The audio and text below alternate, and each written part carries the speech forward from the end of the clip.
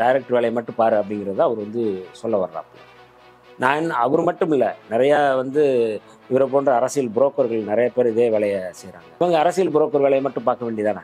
இதெல்லாம் வந்து ஏன் வந்து செய்கிறாங்க? காப்பாற்றுறதுக்கு வக்கு இல்லாத, தகுதி இல்லாத, அல்லது துணிச்சல் இல்லாத சோம்பேறிகள் வந்து போய் களத்தில் நிற்கிற ஒருத்தரை வந்து பேசுறது அப்படிங்கிறது ஒரு அபத்தமாக இருக்குது. இது வந்து ஒரு மிக மோசமான ஒரு அரசியலாக தான் நான் அது பார்க்குறேன். 3 வேளையும் நீ வந்து உண்டை கட்டி சாப்பிட்டுட்டோ, இல்லை 3 வேளையும் நீ வந்து வீட்டில் உட்காந்து தின்னுக்கிட்டோ, நீங்கள் வந்து உனக்கு எந்த பாதிப்பும் இல்லை, உனக்கு வெள்ள பாதிப்பும் இல்லை, மக்கள் பரிதவிப்பு உனக்கு தெரியாது, நீ வந்து பழையனா இருந்து பார்த்தா தானே பார்ப்பனுடைய கொடுமை தெரியும் சொல்லி இன்குலாப் சொன்னது போல், நீ வெள்ளத்தில் பாதிச்சாதானே உனக்கு வெள்ள பாதிப்பினுடைய பரிதவிப்பு உனக்கு தெரியும்.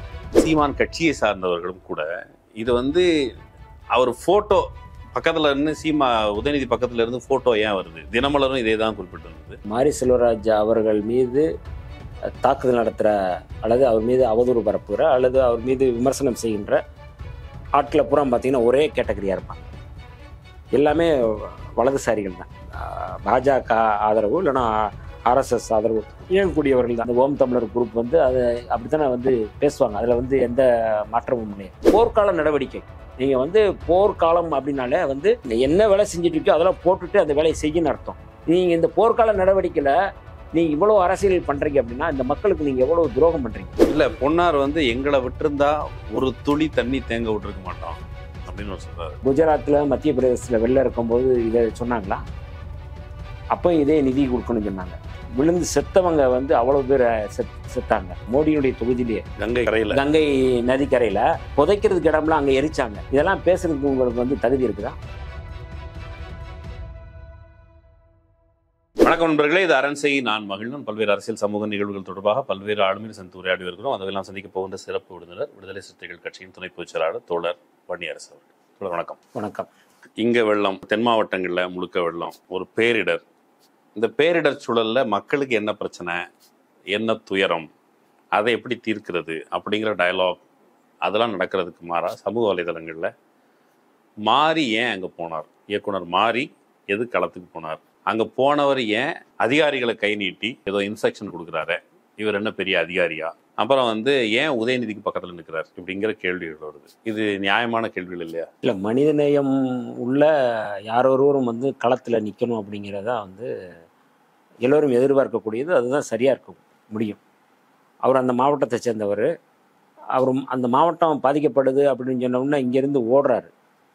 ஒரு மிக முக்கியமாக வந்து இது அந்த களத்தில் போய் நிற்கிறது வந்து இயக்குனர் மாரி செல்வராஜனுடைய அந்த முன்னெடுப்புங்கிறது ஒரு ரோல் மாடலாக மற்ற ஆட்களும் வந்து இயக்குனர்கள், சினிமாக்காரங்க எல்லாருமே அதை வந்து ஃபாலோ பண்ணணும். நீங்கள் வந்து இப்போ சென்னையில் எத்தனை நடிகர்கள், எத்தனை இயக்குனர்கள், எவ்வளோ பேர் அதை வந்து நீங்கள் வந்து உள்ளே இறங்கியிருக்கிறாங்க அப்படிங்கிற ஒரு கேள்வி எழுதலை.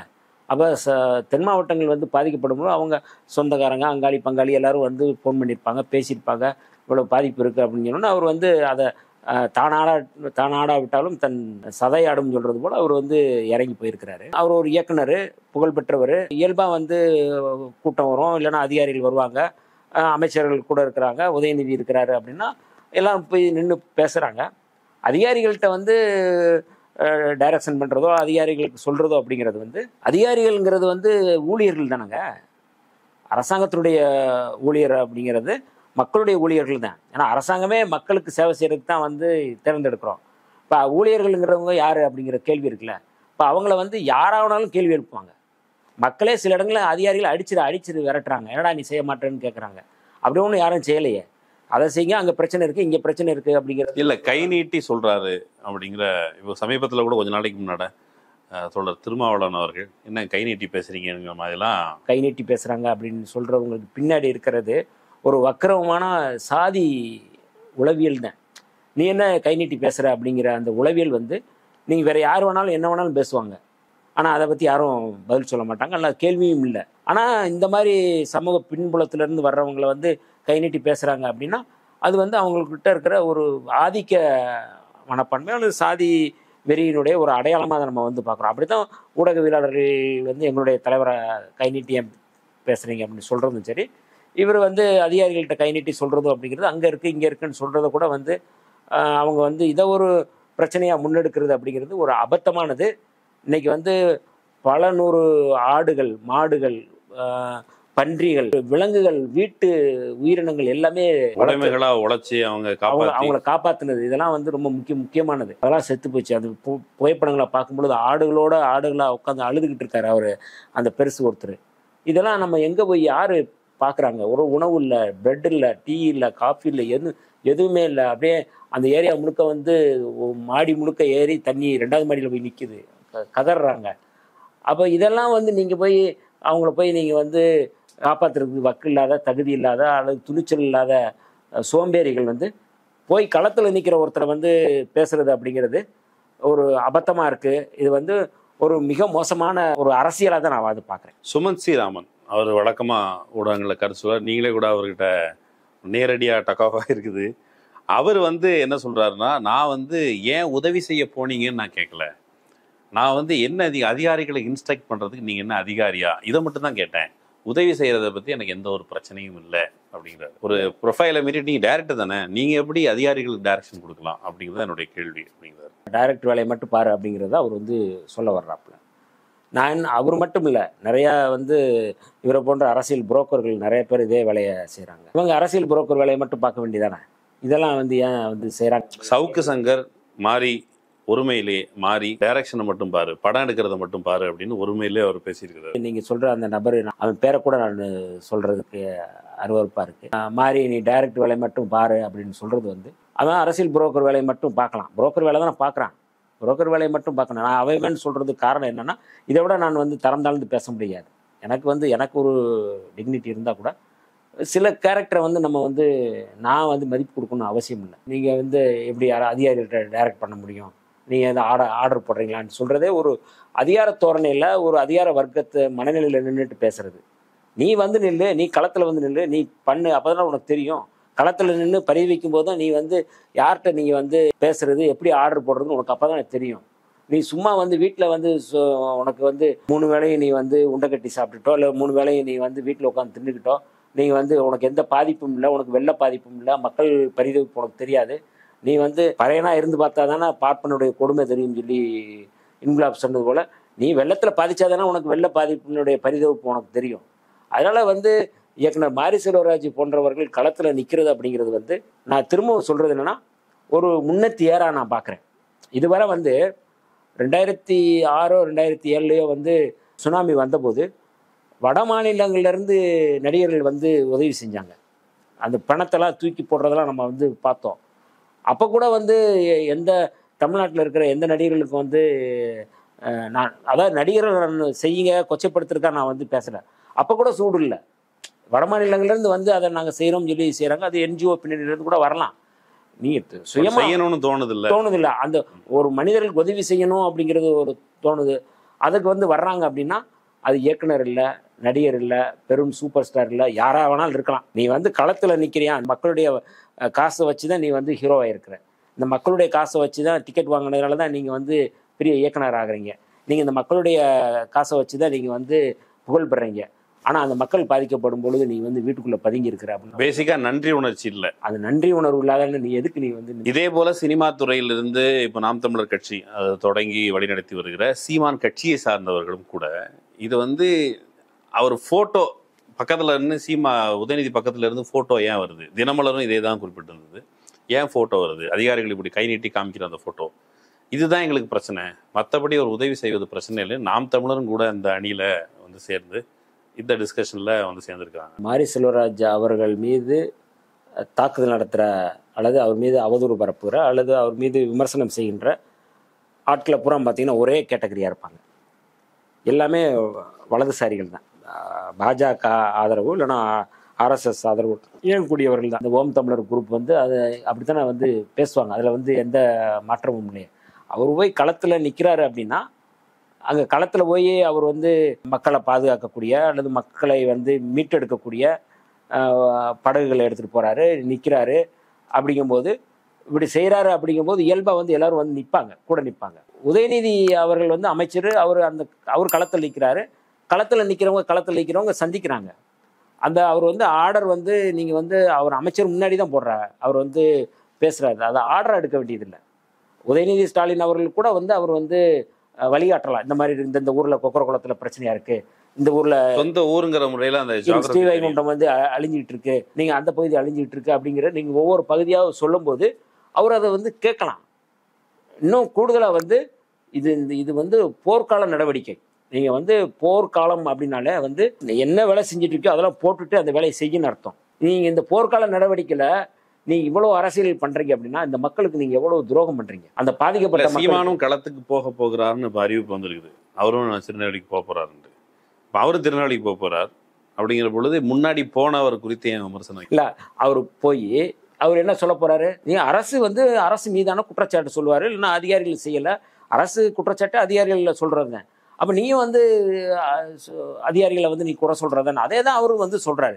அதை செய்யுங்க இங்க இதை செய்யுங்கன்னு சொல்ற ஒரு விஷயம் இருக்குல்ல, இதை வந்து ஒரு பாலிடிக்ஸ் பண்றது, இதை வந்து ரொம்ப கேவலமான ஒரு அவதூறு பரப்புறது அப்படிங்கிறது வந்து அந்த மக்களுக்கு எதுவுமே செய்யாம தான் வந்து செய்கிறவங்களையும் விடாம தான் மட்டும் வந்து ஒரு விமர்சனத்தை மட்டும் வச்சுட்டு போற ஒரு இழிவான ஒரு அரசியலாக நான் வந்து பார்க்குறேன். நான் நீங்கள் வரிசையில் சொன்னபோது இப்போ கடைசியில் வந்து பாஜகவில் வந்து நான் நினைக்கிறேன், பாஜக ஆதரவாளர்கள் குறிப்பாக மாரிதாஸ் ஒரு வீடியோ போட்டிருக்காரு. அந்த வீடியோவில் என்ன சொல்கிறாருன்னா, அடுத்து கீர்த்தி சுரேஷை கூப்பிட்டு போவியா, மாரி செல்வராஜை கூப்பிட்டு போயிட்ட அப்படின்னு சொல்லி கேள்வி. ஆக்சுவலி பேரிடர் மேலாண்மை குழு அதை சார்ந்தவர்கள் எல்லாம் ஹெலிகாப்டர் போன்ற விஷயங்கள் வரவழைக்கப்பட்டிருக்குது. அந்த வேலைகள் நடந்து கொண்டிருக்கிறதுனாலும் நீ இவரை மாரி செல்வராஜை கூப்பிட்டு போயிருக்கிய களத்துக்கு, நீ அடுத்து கீர்த்தி சுரேஷை கூப்பிட்டு போவியான்னு ஒரு கேள்வியை இவர் மாரிதாஸ் வைக்கிறார். கீர்த்தி சுரேஷ் இந்த சமூகத்தினுடைய ஒரு பிரதிநிதி தான், அல்லது வந்து அந்த பங்கு தானே, அவங்களும் வந்து இந்த சமூகத்தினுடைய ஒரு அங்கம். கீர்த்தி சுரேஷ் அவங்க பெண்ணை எவ்வளவு இழிவுபடுத்துறாங்க, பெண் மீது வந்து எவ்வளவு வந்து பச்சையா வந்து அவங்க வந்து அதை காட்டுறாங்க, களங்கப்படுத்துறாங்க அப்படிங்கிறது இதை விட யாரும் மோசமா பண்ண முடியாது. அவங்களுடைய தாய் வந்து பாதிக்கப்படும் பொழுது இதே கேள்வியை கேட்பாங்களா? அந்த தாயை பாதுகாக்கக்கூடிய பொறுப்பு நமக்கு இருக்கு. அண்ணாமலை போய் அங்கே போய் நிற்கிறாரு, அண்ணாமலை நிற்கிறாரு அப்படின்னா அவர் பாதிக்கப்பட்டாலும் வந்து நம்ம நிற்க வேண்டிய தேவை இருக்கு. அப்போ கீர்த்தி சுரேஷ் போன்றவர்கள் வந்து நடிகை ஏன் பார்க்குறீங்க? அது ஒரு தொழில். ஏன் அவங்க வந்து களத்தில் நிற்கிறதுக்கு என்ன? நீ கங்கனா ரணாவத்தை மட்டும் நீங்கள் வந்து எங்கே வேணாலும் நீங்கள் கூட்டு போவீங்க, பாராளுமன்றத்துக்கு கூட நீங்கள் கூட்டு போவீங்க, பாராளுமன்ற பார்வையாளரை கூட கூட்டு போவீங்க, அவங்களுக்கு வந்து பூனை படை பாதுகாப்பு கூட கொடுப்பீங்க. கங்கனா ரணாவத்தை நீங்கள் வந்து கொண்டாடும் போது ஏன் கீர்த்தி சுரேஷ் வந்து வர்றதுக்கு என்ன இருக்குது? நீங்கள் வந்து நான் கங்கனா ரணாவத் வலதுசாரி பார்வையாக இருந்தால் கூட அவங்கள யாரும் வந்து இடதுசாரிகளாக இருக்கக்கூடியவர்கள் யாரும் வந்து அவதூறு பரப்புறதில்ல, அவங்கள வந்து விமர்சனம் பண்ணுறதில்ல. அது அவங்களுடைய செயல்பாடுகளை வந்து விமர்சனம் பண்ணுறோம், அவ்வளோதான். ஆனால் நீ வந்து ஒரு ட்ரெஸ்ஸு போட்டு போய் டான்ஸ் ஆடணும்னு அதை வந்து நீங்கள் விமர்சனம் பண்ணுறீங்க. அப்போ உங்களுடைய மனநிலை என்னவா, உளவியல் என்னவா இருக்குது? கீர்த்தி சுரேஷ் கூட கூப்பிட்டு போங்கன்னா அப்போ அவ்வளவு கேவலமாக இருக்கிறாங்களா அவங்க? இது பெண்களை வந்து நீ இழிவுபடுத்துறீங்க. நேரம் வந்து இந்த விஷயத்துக்குலாம் குஷ்பு கொந்தளிச்சிருக்கணும். நீ மன்சூர் அலியான் விஷயத்தில் வந்து உடனே வந்து மனித உரிமை பெண்கள் ஆணையத்திலேருந்து நீங்கள் புகார் கொடுக்குறீங்க, எல்லாம் பண்ணுறீங்கல்ல, திரிசாவுக்கு ஆதரவாக நிற்கிறீங்கல்ல. ஏன் இதை சொல்லும்போது இது வந்து பெண்கள் ஆணையமே வந்து முன்னெடுக்கலாம். இதெல்லாம் வந்து ரொம்ப அவமானப்படுத்துகிற மாதிரி ஒரு செயல் தான். பாஜகவை பொறுத்தளவுக்கு தமிழ்நாட்டில் பேரிடர் மேலாண்மை அப்படிங்கிறது ஒழுங்கான முறையில் நடக்கலை. தமிழ்நாடு கவர்மெண்ட்டை வந்து சென்னையிலேருந்து பாடம் கற்றுக்கொள்ளவில்லை. ஸோ இந்த வெள்ளத்தை வந்து நீங்கள் முறையாக இன்னும் கையாண்டிருக்கலாம், அந்த வேலையை செய்யலை, வெள்ளத்தில் தத்தளிக்க விட்டது தமிழ்நாடு அரசு அப்படின்னு சொல்லி பாஜக தரப்பில் குற்றச்சாட்டு வைக்கிறாங்க. அந்த குற்றச்சாட்டில் உண்மை இல்லையா? மிக்ஜாம் புயலில் தமிழ்நாடு முதலமைச்சர் இடைக்கால நிவாரண நிதியாக வந்து 5060 கோடி ரூபா கேட்டாங்க. ஆனால் அவங்க கொடுத்தது வெறும் 400 கோடி ரூபா தான் வந்து அறிவிச்சிருக்காங்கன்னா வந்து சேரல. அதுக்கு முன்னாடி தமிழ்நாடு அரசு வந்து எல்லா இங்கே பாதிக்கப்பட்டவங்களுக்கு 6000 நினைக்கிறேன், 6000 வந்து கொடுத்துட்டாங்க, ஏற்கனவே கொடுத்துட்டாங்க, மீதி பேருக்கு கொடுத்துக்கிட்டு இருக்கிறாங்க. அப்போ தமிழ்நாடு அரசு அதை வந்து சரியாக வந்து இந்த பாதிப்பை வந்து மக்களை மீட்கணும், அந்த பாதிப்பிலிருந்து மீட்கணும் அப்படிங்கிறது சரியாக செய்யுது. அப்போ அண்ணாமலை போன்றவர்கள் வந்து இடைக்கால நிவாரணமாக கொடுக்கணும். ஒன்றிய அரசினுடைய இந்த பாதிப்பை மதிப்பீடு செய்யக்கூடிய அதிகாரிகள் வந்து பார்க்குறாங்க, அவங்க இந்த அரசு சரியாக செஞ்சுருக்குன்னு சொல்கிறாங்க. அப்போ இடைக்கால நிவாரணம் உதவி அப்படிங்கிறது வந்து நீங்கள் ஏற்கனவே நம்ம கொடுக்குற வரியிலேருந்து கொடுக்க வேண்டிய பணம். இப்போ 5060 கோடி கொடு அப்படின்றத வந்து தமிழ்நாடு மக்களோடு சேர்ந்து நீங்கள் குரல் கொடுக்கணுமா இல்லையா? ஆளுநர் ஒரு பக்கம் மீட்டிங் போடுறாரு, ரயில்வே துறை அதிகாரி, மத்திய அரசினுடைய அதிகாரிகளை பூரா போட்டுட்டு தமிழ்நாடு அரசு ஒன்றும் செய்யலைன்றாரு. நான் ஆளுநரும் அண்ணாமலையும் சேர்ந்து ஏன் 5060 கோடி ரூபா இடைக்கால கேட்குறாரு, உரிமை கேட்குறாங்களே, நீங்கள் வந்து கொடுக்க வேண்டியதானே, ஏன் 400 கோடி ரூபா கொடுக்குறீங்கன்னு கேட்குறதுக்கு உங்களுக்கு துப்பு இருக்கா, துணிச்சல் இருக்கா? எதுவுமே இல்லை. ஆனால் வந்து இவங்க செய்கிறவங்களை வந்து நீங்கள் வந்து சரியாக செய்யலை, நீங்கள் அதை செய்யலை இதை செய்ய. இன்றைக்கி பார்த்தீங்கன்னா எல்லா அமைச்சர்களும் களத்தில், ஒரு அமைச்சர் வீட்டில் இல்லை, எல்லா அமைச்சர்களுமே களத்தில் இருக்கிறாங்க. சவுத்துக்கு போகிறாங்க, இங்கே இருக்கிறாங்க, எல்லாம் ஓடிக்கிட்டு இருக்காங்க. இந்த 2 ஆண்டுகள் வந்து அவங்க கடுமையான களப்பணி செஞ்சுறாங்க. அமைச்சர்கள் மட்டும் அல்லாது ஐஏஎஸ் அதிகாரிகள் களத்தில் இருக்கிறாங்க. ஐஏஎஸ் மட்டும் இல்லை, ஐபிஎஸ் ஆஃபீஸர்ஸும் வந்து அந்தந்த மாவட்டங்களில் அவங்க போய் நிற்கிறாங்க. இல்லை, பொன்னார் வந்து எங்களை விட்டுருந்தா ஒரு துளி தண்ணி தேங்க விட்டுருக்க மாட்டோம் அப்படின்னு ஒரு சொல்றாரு. குஜராத்தில் மத்திய பிரதேசத்தில் வெள்ளம் இருக்கும்போது இதை சொன்னாங்களா? அப்போ இதே நிதி கொடுக்கணும்னு சொன்னாங்க. அந்த டைமில் வந்து நீங்கள் பார்த்தீங்கன்னா வந்து விழுந்து செத்தவங்க வந்து அவ்வளோ பேர் செத்தாங்க. மோடியினுடைய தொகுதியிலேயே கங்கை நதிக்கரையில் புதைக்கிறதுக்கு இடம்லாம் அங்கே எரிச்சாங்க. இதெல்லாம் பேசுறதுக்கு உங்களுக்கு வந்து தகுதி இருக்குதா? நீங்கள் வந்து இங்கேருந்து கொரோனா காலத்தில் போனவங்க ரயில்வே ஸ்டேஷனில் அவங்கவுங்க செத்து கிடந்தாங்க. இவங்களை யார் பார்த்தாங்க? பாஜக ஆட்சி தான். நாங்கள் விட்டால் எல்லாம் ஒரே பிடுங்கிரும்னு சொல்கிற ராதாகிருஷ்ணனோ இல்லை மோடியோ நீங்கள் இதுக்கு என்ன பதில் வச்சுருக்குறாங்க? இதுக்கு என்ன? அப்படியே நீங்கள் இன்னமும் நீங்கள் வீடியோ பார்த்தீங்கன்னா இன்னும் கங்கை நதி கரையில் வந்து அப்படியே பணம் கும்பலாக எரிச்ச பாடியை பார்க்குறோம். அதனால் இவங்க அதை சொல்கிறதுக்கு எந்த தகுதியும் இல்லை. கடந்த 2015, 2018 நடந்த வெள்ளத்தை விட தமிழ்நாட்டில் இப்போ நடந்த அந்த மிக்ஜாம் புயலில் அதிகமான பாதிப்பு ஏற்பட்ட போது கூட தமிழ்நாட்டில் வந்து இங்கே வந்து தண்ணி நிறுத்தப்பட்டதோ இல்லைன்னா வந்து நீண்ட காலமாக வந்து 10 நாள் 15 நாள் கரண்ட் கட் ஆனதோ இல்லை. அப்போ இந்த களப்பணியை வந்து கரெக்டாக செய்யும் பொழுது அதில் வந்து அவங்க வந்து அரசியல் செய்கிறது அப்படிங்கிறது ரொம்ப அநாகரிகமான அரசியல். உண்மையாகவே இவங்களுக்கு அக்கறை இருந்துச்சுன்னா முதல்வர் வைத்த கோரிக்கை இந்த இடைக்கால நிவாரணத்தை வந்து வாங்கி கொடுக்குறதுல கவனம் செலுத்தணுமே ஒழிய நீங்கள் இதை செய்யறது அப்படிங்கிறது வந்து ரொம்ப ஒரு இழிவான அரசியலாக பண்ணுறாங்க அப்படிங்கிறத நம்ம வந்து பார்க்கலாம். இல்லை, பேரிடர் காலத்தில் அவங்க அரசியல் செய்கிறாங்க. நீங்கள் இப்படி ஒரு பேரிடர் வரப்போகுது, இந்த தென் மாவட்டங்களில் வந்து மழைப்பொழிவு அதிகமாக இருக்க போகுது அப்படிங்கிற பொழுது நீங்கள் வந்து இந்தியா கூட்டணி பேச்சுவார்த்தை அதுக்காக போய் தில்லிக்கு போகிறது அப்படிங்கிறது பொறுப்பு இல்லாதது. நீங்கள் எப்படி அங்கே போகலாம் அப்படின்னு சொல்லி ஒரு கோரிக்கை விமர்சனம் இந்த சைட்லேருந்து வருது. நீங்கள் வந்து இந்த டைமில் அங்கே போகலாமான்னு முதலமைச்சரை பற்றி கேட்குறாங்க. அதான் இதுவரை வந்து மணிப்பூர் வன்முறை, மணிப்பூர் படுகொலை இது நடந்திருக்கு. மணிப்பூர் படுகொலை நடத்திக்கிட்டு இருக்கும்போது தான் இவர் வந்து அமெரிக்கா பகுதிக்கு போய் மோடி சுற்றுப்பயணம் போனார். அமெரிக்காவினுடைய ஊடகவியலாளர் கேள்வி எழுப்புறாங்க, இந்த மாதிரி வந்து சிறுபான்மையினர் அங்கே பாதிக்கப்படுறாங்க அப்படின்னு கேட்டபோது கூட அப்படிலாம் எதுவும் பாதிக்கப்படலைன்னு அங்கே வந்து பொய் சொன்ன ஒரு நபர் தான் வந்து மோடி. அதனால் இவங்க வந்து இதை பற்றி பேசுகிறதுக்கு எந்த தகுதியும் இல்லை. ஒன்று. ரெண்டாவது வந்து ஒரு ஜனநாயகபூர்வமாக கேட்குற மாதிரியான கேள்வி இருக்குல்ல, ஜனநாயகத்தை பற்றி பேசுகிறதுக்கு உங்களுக்கு எந்த தகுதியுமே இல்லை. இன்றைக்கி வந்து நாடாளுமன்றத்தில் 142 பேர் வந்து இடைநீக்கம் செய்யப்பட்டிருக்காங்க. எங்களுடைய தலைவர் உள்ளிட்ட கனிமொழி மேடம் உள்ளிட்ட எல்லோருமே வந்து இடைநீக்கம் செய்யப்பட்டிருக்கிறாங்க. எதுக்காக இடைநீக்கம் செய்யப்பட்டிருக்கிறாங்க? நாடாளுமன்றத்தில் வந்து புகை குண்டு வீச்சுன்னு சொல்கிறாங்க, அது நடந்தது குறித்து கேள்வி எழுப்புறாங்க, பாதுகாப்பு குறித்து கேள்வி எழுப்புறாங்க. பழைய நாடாளுமன்றத்தில் 2003 நடந்த தாக்குதலில் வந்து அந்த நாடாளுமன்றம் பாதுகாப்பு இல்லாமல் இருக்கிறதுனால தான் நீ வந்து இங்கே புதிய நாடாளுமன்றம் கட்டுற. இந்த புதிய நாடாளுமன்றம் கட்டும்போது இந்தியாவில் இருக்க அத்தனை பார்ப்பனர்களை கூப்பிட்டு நீங்கள் வேள்வி நடத்துகிறீங்க, யாகம் நடத்துகிறீங்க, நீங்கள் பசுக்களை வைத்து நீங்கள் வந்து பெரிய குண்டங்களை வைத்து வேள்வி நடத்திட்டு இருக்கீங்க. எதுக்காகன்னா நான் வந்து பாதுகாப்பு கருதி பண்ணுறோம். இவ்வளவு வேள்வி நடத்தி இவ்வளோ யாகம் நடத்தி நீ வந்து ஒருத்தர் வந்து குண்டு அதுவும் புகை போட்டு தான் பண்ணாங்க. அது ஒரு எச்சரிக்கையாக தான் நம்ம வந்து பார்க்க வேண்டியது இருக்குது. அவ்வளோ மீறி உள்ளே வந்து பண்ணுறாங்க அப்படின்னா நீ என்ன வந்து பாதுகாப்பு கொடுத்துருவ? இந்தியாவினுடைய வந்து இதயம் அப்படின்னு சொல்கிறது நாடாளுமன்றம் தான். அந்த நாடாளுமன்றத்திலே நீங்கள் வந்து இந்த தாக்குதல் நடத்துகிறாங்க அப்படின்னா உனக்கு வந்து என்ன இருக்குது? 142 பேரை நீங்கள் வந்து இடைநீக்கம் செஞ்சுருக்கிறீங்க. நீங்கள் வந்து ஜனநாயகத்துக்கு இதை விட பேரிடர் எதுவுமே நடக்க போகிறதில்ல. நீ இங்கே வந்து இந்தியாவுக்கே பேரிடர் தான், ஜனநாயகத்துக்கு பேரிடர், அரசியல் அமைப்பு சட்டத்துக்கு பேரிடர். புரட்சியாளர் அம்பேத்கர் யாத்து கொடுத்த அரசியல் அமைப்பு சட்டத்தையும் அவங்க வந்து அழிச்சுக்கிட்டு இருக்கிறாங்க. அப்போ இதை பாதுகாக்க வேண்டிய பொறுப்பு இருக்குது. இந்த அரசு வந்து மீண்டும் தொடருது அப்படின்னா, பாஜக மீண்டும் வந்து 2024 ஆட்சிக்கு வருது அப்படின்னா இந்தியா வந்து மிக மோசமான ஒரு பேரிடரை சந்திக்கும் அப்படிங்கிறது எந்த மாற்று கருத்தும் இல்லை. அதனால் இந்த பின்னணியிலிருந்து பார்க்கும் பொழுது இந்தியா கூட்டணி வந்து அந்த பேரிடரிலிருந்து மக்களை பாதுகாக்க வேண்டும் என்கிற அடிப்படையில் வந்து கூட்டம் போட்டிருக்காங்களே ஒழிய வந்து வேற என்ன நோக்கமும் இல்லை அப்படிங்கிறத நம்ம வந்து பார்க்கணும். அந்த அளவில் நேர்காணல் நிறைவு செய்யலாம். நீங்கள் நிறைவாக இந்த எல்லா நடந்து கொண்டிருக்க எல்லா ட்ரெண்டிங்கான சப்ஜெக்ட் எல்லாத்துக்கும் பதிலளிச்சிருக்கீங்க. இன்னொரு நேர்காணலில் பேசலாம். கலந்து கொண்டு ஒரு கருத்துக்களை பகிர்ந்து கொண்டமைக்கு நன்றி. நன்றி நண்பர்களே, இன்னொரு வாய்ப்பில் சந்திக்கலாம். நன்றி. அரண்சை நண்பர்களுக்கு வணக்கம்.